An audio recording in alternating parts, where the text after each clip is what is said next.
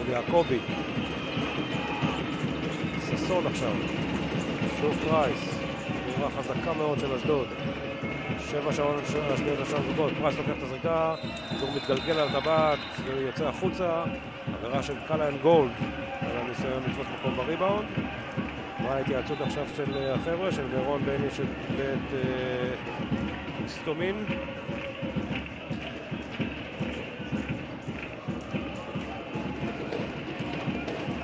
האם הם מתייעצים על סוג העבירה?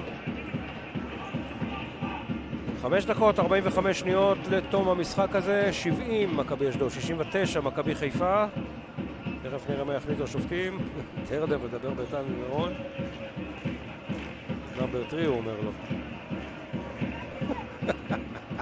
הוא מצביע עליו. הנה הוא פתר לכם את הבעיה, חבר'ה, מי עשה את העבירה?